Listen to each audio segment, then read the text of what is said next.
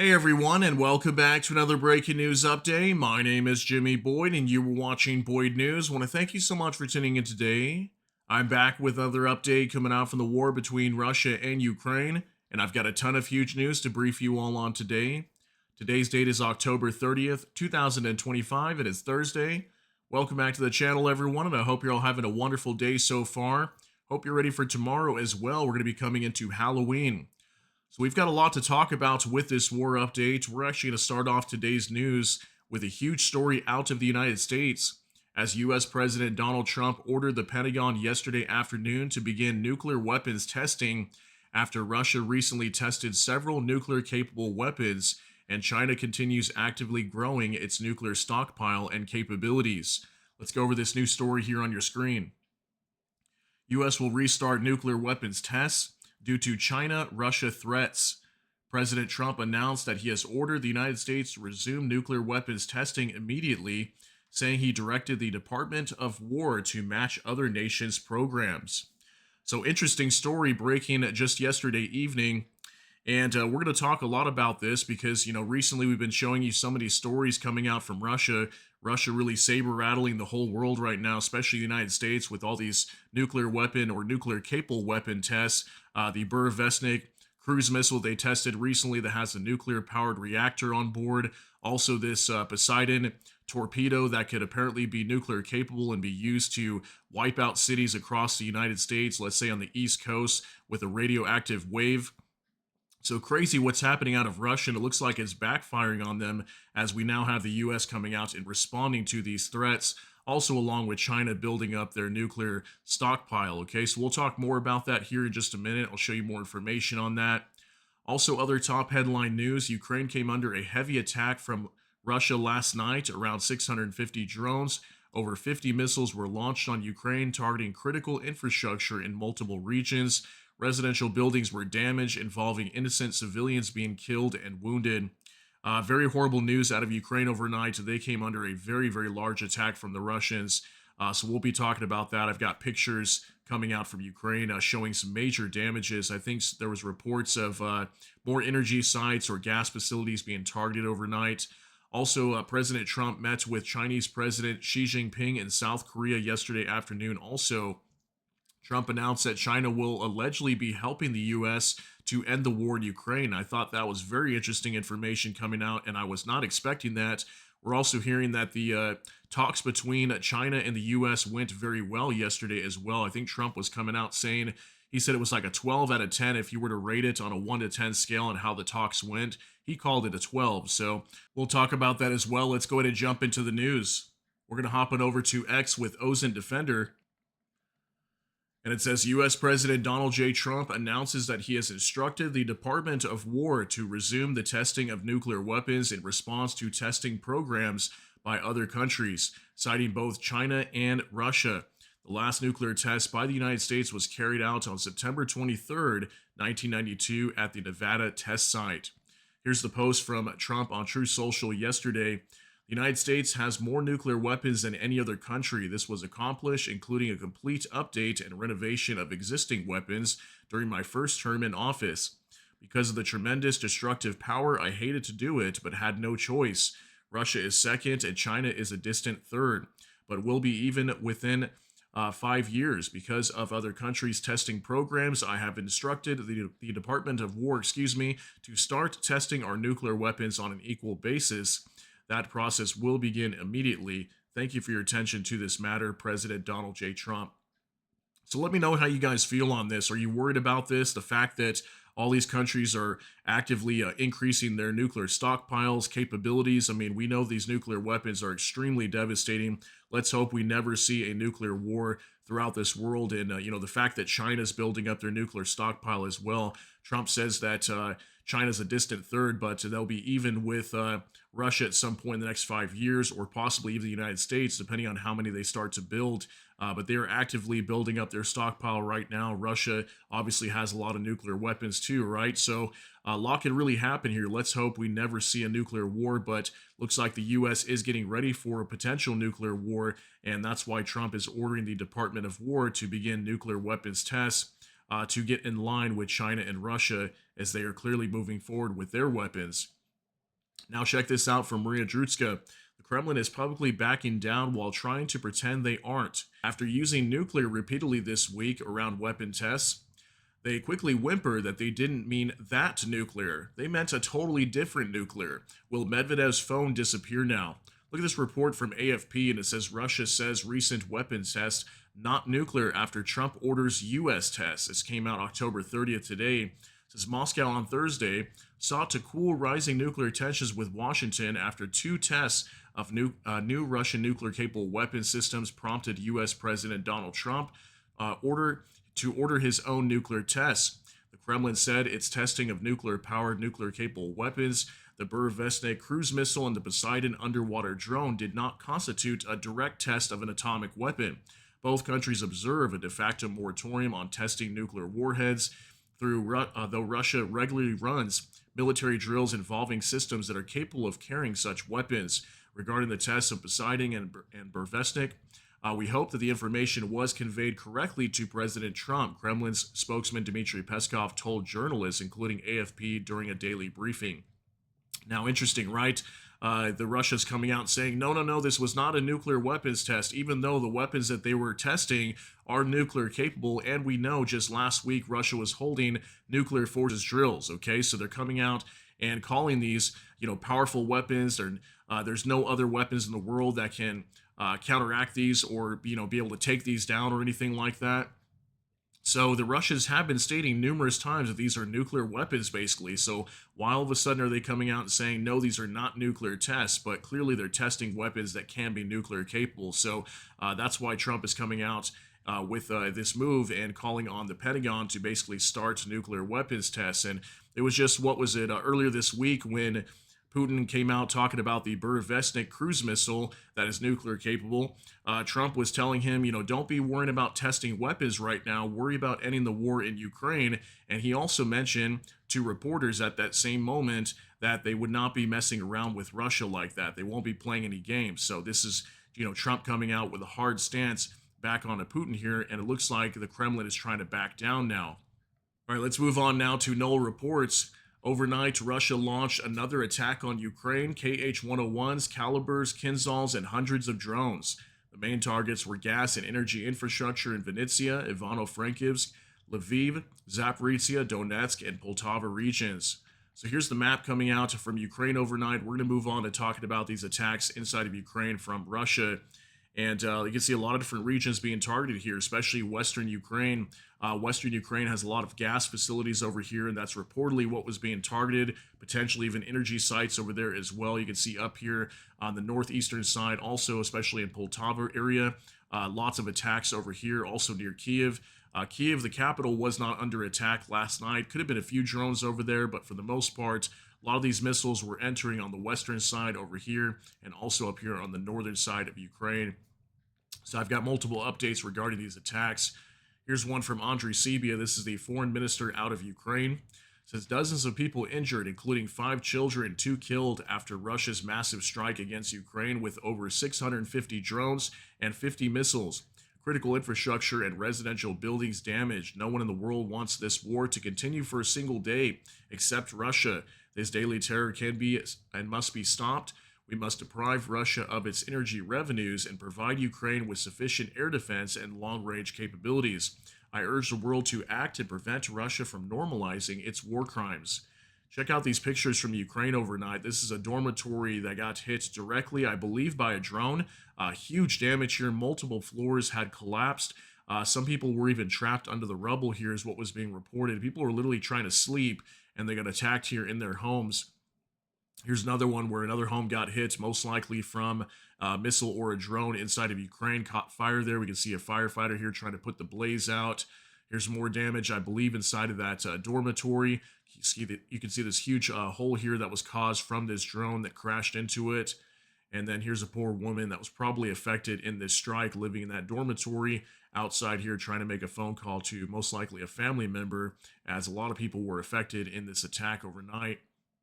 Here's more information now. Next, Russia struck a dormitory in Zaporizhia overnight, hitting sleeping people with missiles and drones. Several floors of the building collapsed into a pile of concrete. 11 people were injured, including 6 children aged 3 to 6.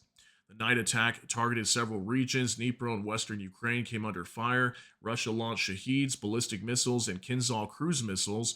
Air defense was active across most of the country.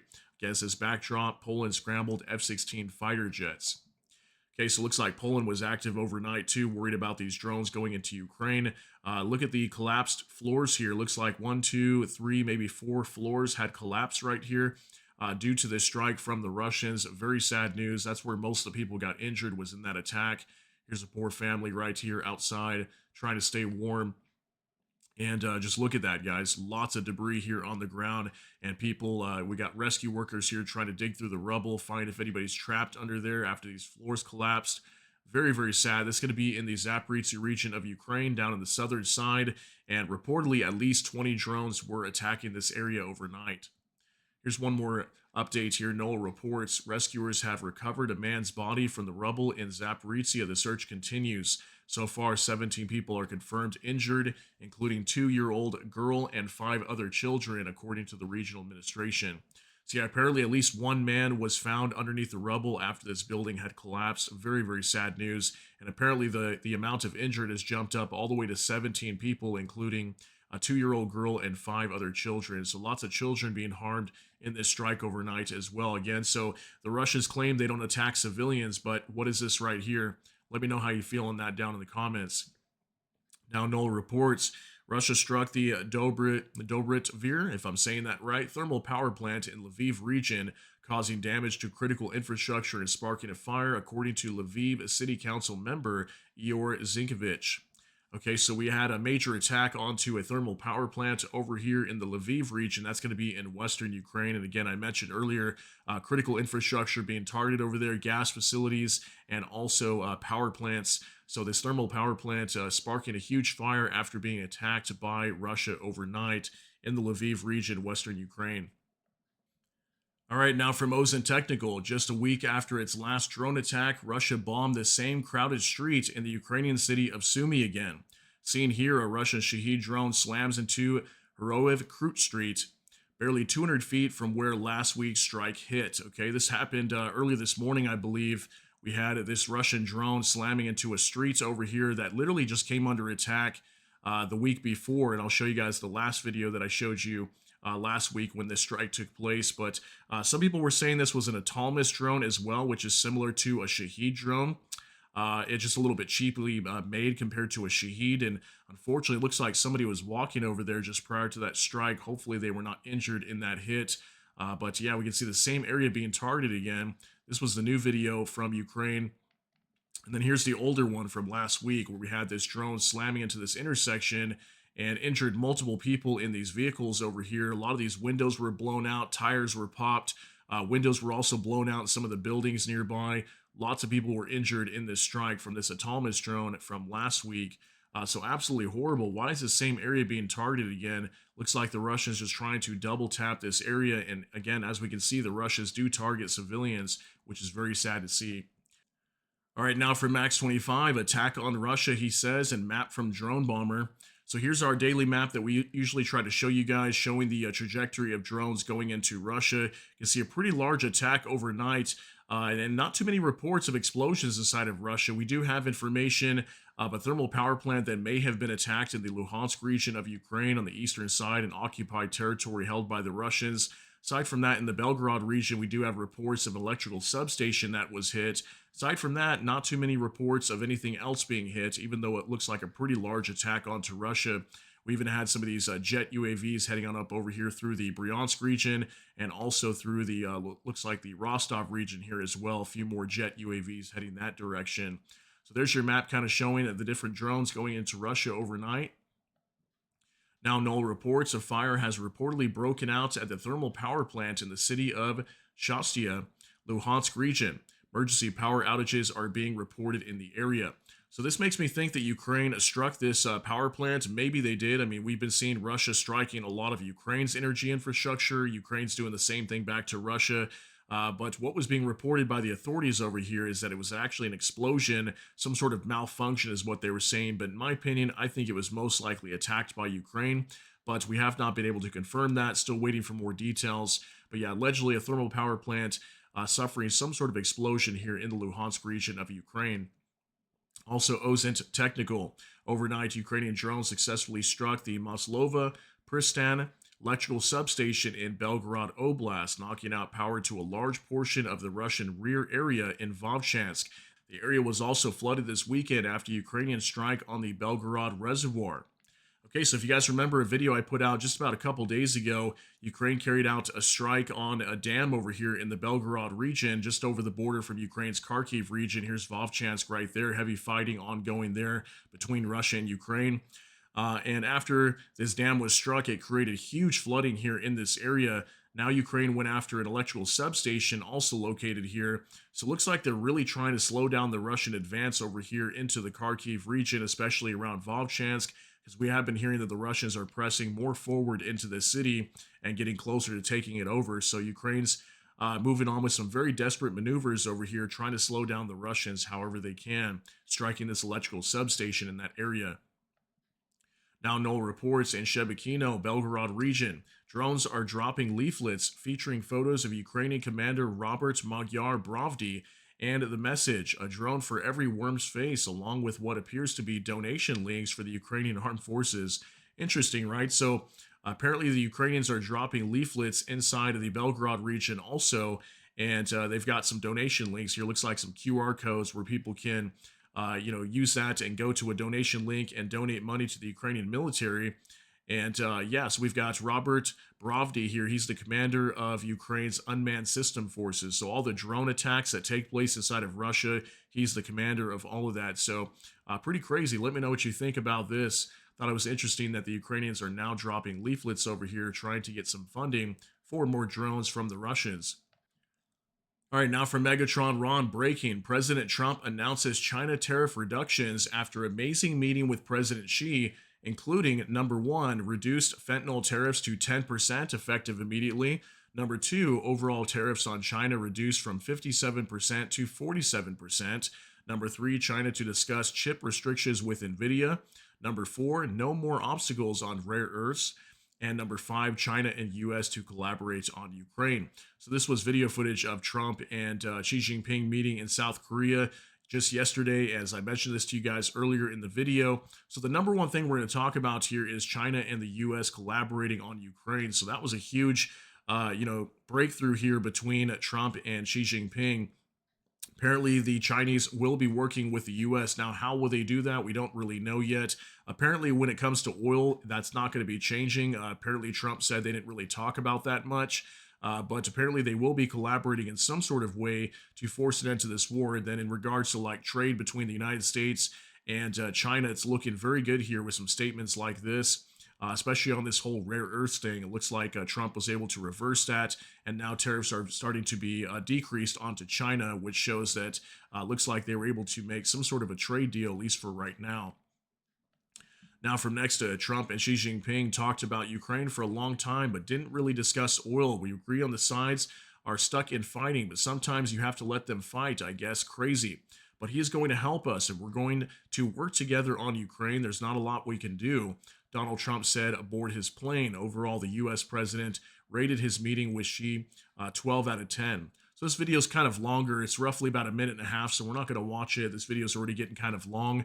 But yeah, Trump basically confirming that the Chinese are going to be helping the United States to end this war. So we're going to have to see what's going to happen. He says they're going to be working together. We're not sure all the details on that, but we should be hearing some information here over the next few weeks. But as you can see here, it says they didn't really discuss oil. So that makes me think that China's not going to stop purchases of Russian oil because they didn't even talk about that, which I thought that was interesting. So let me know what you think of that info. Now, Vice Grad 24, Lukoil announced the sale of its foreign assets to the Kremlin-controlled oil trader Gunvor. According to Lukoil's press release, the company has accepted Gunvor's offer to purchase Lukoil International GmbH and has committed not to engage in talks with other potential buyers. Gunvor was founded by Swedish entrepreneur Torbjörn Tornqvist, if I'm saying that right, and Russian businessman Gennady Timchenko, who is believed to be part of Russian President Vladimir Putin's inner circle. In 2014, following Russia's annexation of Crimea, Timchenko sold his stake in the company to Torkvist to prevent it from falling under sanctions. Now, I thought this was an interesting story too, coming out from Russia. So, this company, Lukoil, major oil company in Russia that has been sanctioned recently by the United States, announced yesterday that it was going to be selling its foreign assets and apparently has found a buyer and somebody who is believed to be part of Russian President Vladimir Putin's inner circle, so like a friend to him. And I was thinking, is this company trying to evade some sanctions here or try to maintain these assets without having to give them too far away or something like that? Not really sure what this company is doing, but let me know what you think about this. Are they trying to avoid some sanctions here? And but nonetheless, they did have to sell their foreign assets, which in the end will hurt them. But the fact that it's part of Vladimir Putin's inner circle makes it very interesting. Let me know how you feel on that. Now, Max 25, another oil refinery in Russia has closed. The Ilsky oil refinery announced a temporary shutdown of some production capacity. Industry sources note that the refinery is also experiencing problems with product sales and is reducing refining volumes. So the Ilsky oil refinery, we've talked about this refinery numerous times down in the Krasnodar Krai region, southwestern Russia. It has been attacked, I don't know how many times by Ukraine, and apparently they are shutting down some operations temporarily right now. So I wonder if that's due to all the damage that's been done to this plant. We're not really sure, but yet again, another major oil refinery in Russia going down for repairs. And I think this might be one of the largest ones in the Krasnodar Krai. Now, next, new sanctions against Lukoil and Rosneft have so far had no impact on Russian oil exports, according to Reuters. Russia continues to ship oil through Primorsk, Ust-Luga, and Novorossiysk at almost the same volume, around 2.33 million barrels per day.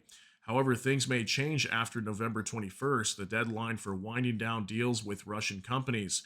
According to sources, Moscow is preparing to go deeper into gray schemes. Rosneft and Lukoil will disappear from export contracts and be replaced by intermediaries. This will increase costs but reduce sanctions risk for buyers. All right, so apparently we're not seeing any slowdown in terms of Russian oil exports. It's still continuing on as it has in the recent past, even though with these sanctions being announced. So it looks like so far sanctions are not really affecting Russia in terms of the U.S. Sanctioning Russia with Rosneft and Lukoil, as I just talked about. So we'll have to wait and see. Maybe it's going to take some time to go into effect. Talks here about the date of November 21st, the deadline for winding down deals with Russian companies. So maybe we might see some major changes around then. But so far, for the last week or so, we have not seen a major change in oil exports out of Russia. Now check this out. Next, after U.S. sanctions, another tanker carrying Russian oil to India got stuck at sea. The vessel Promete, loaded with 40,000 tons of oil, has been drifting off the Indian coast since October 26 and cannot enter the port of Mundra, Reuters reports. A day earlier, it became known that the tanker Furia, carrying 730,000 barrels of Russian oil, suddenly changed course in the Baltic Sea and began drifting off the coast of Germany. So far, oil shipments through Russia's western ports, Primorsk, Ust-Luga, and Novorossiysk, have not declined. However, banking payments may soon become a real obstacle, traders interviewed by Reuters say. So apparently we had another Russian vessel here, shadow tanker most likely, that was carrying Russian oil that was sitting off the Indian coast that could not enter one of the ports over there, most likely due to sanctions. So we are seeing some disruptions here, especially with India. I believe this Furia tanker that was coming from the port of Ust-Luga was supposed to be heading to India when it had turned around inside the Baltic Sea and eventually was floating off the coast of Germany. So yeah, that's two different vessels that we're hearing about that apparently could be impacted due to sanctions. I mean, why else would they be turning around or stopping their voyage unless they had some sort of issue on board that we have not heard about yet? So very interesting. It does look like Russia is being affected in some sort of ways, though. All right, now from Ozen Defender, for the second time this week, a pair of MiG-29As with the Polish Air Force were scrambled earlier this morning from the 22nd Tactical Air Base in Malbork in order to intercept and track a Russian Ilyushin-20M Kut-A electronic surveillance aircraft operating over the Baltic Sea.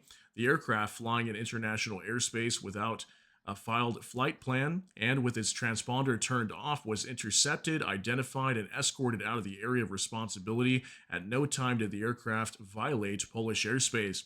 So similar story to just like what we heard yesterday. Here's another Ilyushin 20M This is a surveillance plane for the Russians that was flying through the Baltic Sea with no transponder turned on and no flight plan. What are the Russians doing here with these aircraft that are flying through the Baltic Sea? Apparently, the Polish Air Force had intercepted them once again. These were some new pictures coming out. So, very interesting. That's 2 times this week we have reported that. Now, Vicegrad 24, the European Commission will unveil a plan in November to rapidly move heavy military equipment across the EU in case of war with Russia. The initiative aims to speed up the transport of tanks and artillery by improving infrastructure and simplifying customs procedures between member states. The plan is being developed in coordination with NATO amid growing concerns over potential Russian military aggression beyond Ukraine.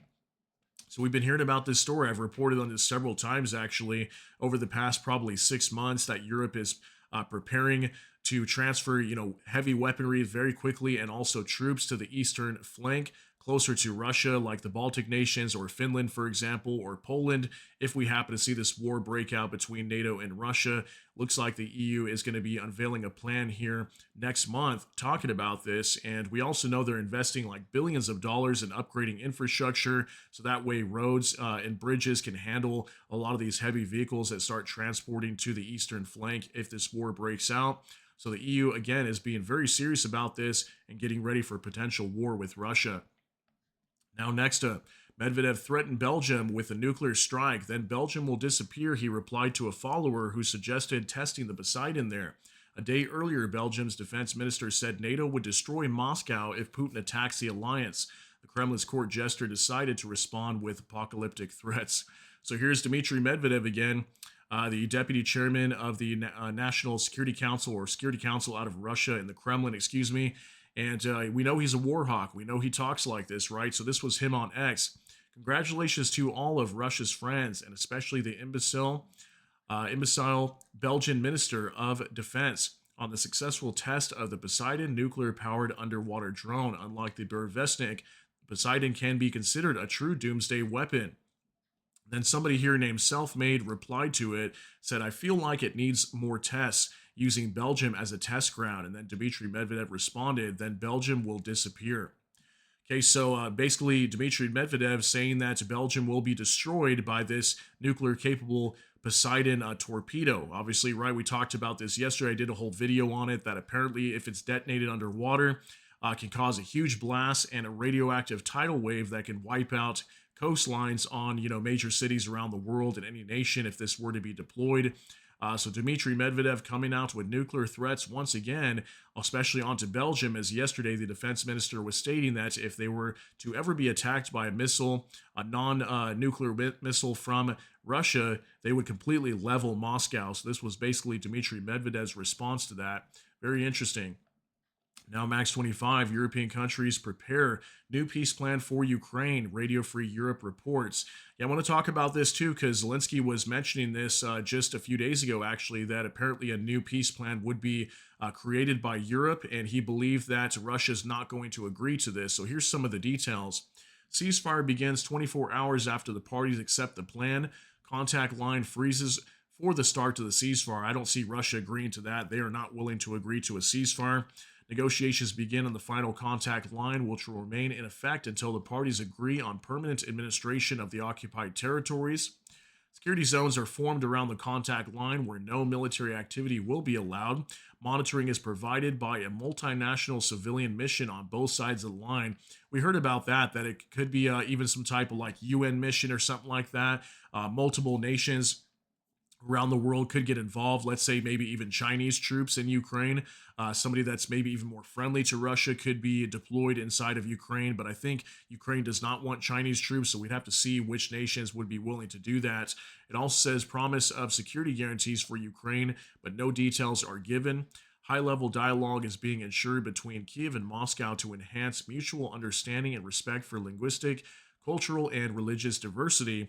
Negotiations begin on permanent administration of the occupied territories, and Ukraine's reconstruction is being provided through a special fund for which frozen Russian assets can be used. Thought that was interesting. So Ukraine can be rebuilt using frozen Russian assets according to this peace plan. Sanctions against Russia are being gradually lifted. As the plan is implemented, Kiev and Moscow will begin the process of agreeing on compensation for war damages, and a rapid response mechanism is being proposed under which all sanctions and restrictions are automatically reinstated if Russia attacks Ukraine again. So, kind of like a security guarantee to prevent Russia from attacking them. But something I thought was interesting also is we're not hearing anything about European nations wanting to deploy troops to Ukraine as a peace contingent. Now, not sure if that'd be a whole separate thing, but we know that certain European nations do want to deploy their troops to Ukraine to ensure Ukraine's sovereignty if we get a ceasefire. So interesting that that is not stated here at all in this peace plan. Now, Savchenko Volodymyr, almost 100,000 young Ukrainian men have fled the country in just 2 months after President Zelensky relaxed travel restrictions for those aged 18 to 22, according to the Telegraph. So, is this good or bad news here? Almost 100,000 young men flee Ukraine in 2 months.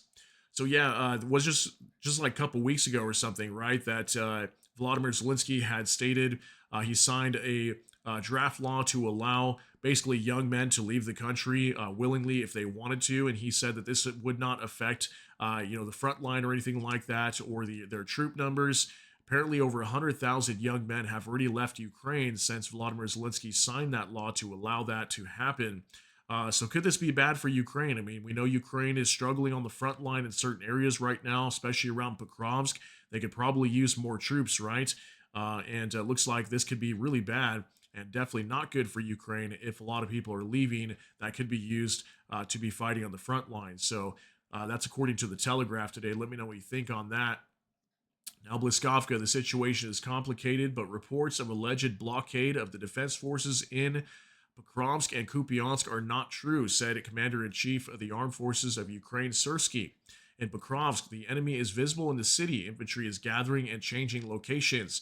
The primary task of the armed forces of Ukraine is to identify and destroy these groups. The Dobropilya operation continues. Assault units have advanced another 200 to 550 meters in certain directions. In total, 186.8 square kilometers of territory has been liberated during the operation. 246.8 square kilometers has been cleared of SRG. Okay, so what we're hearing from this story is mainstream news actually picking this up, that Ukraine's pretty much refuting the claims that the Russians are stating that two major cities in the eastern side of Ukraine, the city of Pokrovsk right now is being surrounded by Russian troops, and then also the city of Kupiansk is completely encircled as well. So the Ukrainians are coming out refuting those claims, saying that's not true, and that they're actually still fighting in these areas. I mean, we have not seen confirmation of it being completely surrounded, but we know the situation is critical in these both these cities. So Pokrovsk down in southeastern Ukraine in the Donetsk region, and then also the city of Kupiansk up in the Kharkiv region. These are both two major cities that Ukraine is fighting very hard not to lose right now. So it is a very tense situation from what we're hearing. Now, Ukrainian air defense shot down or suppressed, and we've got a list of all these different munitions that were fired into Ukraine overnight from Russia. This is from Max 25.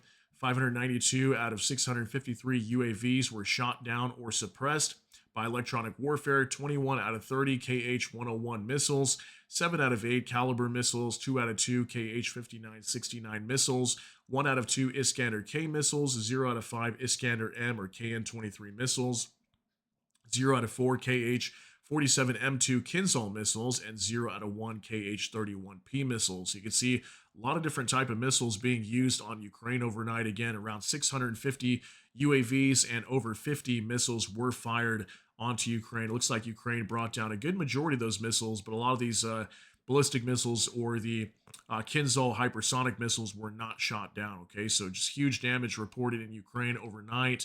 Now, our final update, Kiev Independent. These are the indicative estimates of Russia's combat losses as of October 30th, according to the Armed Forces of Ukraine.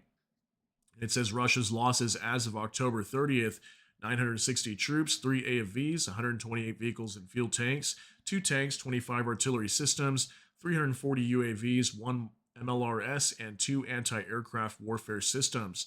So I wonder if one of these are going to be that Panzer S2 that was destroyed down in Crimea yesterday. It looks like at least 2 anti-aircraft warfare systems have been destroyed. So huge hit on the Ukrainian side for the Russian military. And then on top of that, multiple launch rocket system being destroyed here again today.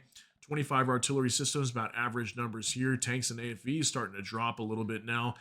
Vehicles and fuel tanks, about average numbers we've been seeing there too for the last few days. And then same with troop numbers.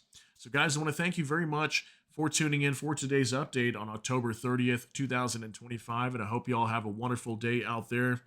Let me know what you think about all these details down below in the comment section. That's going to be it for today's update. If you got something out of this, please smash that like button. Also, if you enjoy my content, please consider subscribing down below. Hit the notification bell. That way YouTube can notify you. And with that, hope you all have a great day. Everybody take care and God bless. And we'll see you in the next one.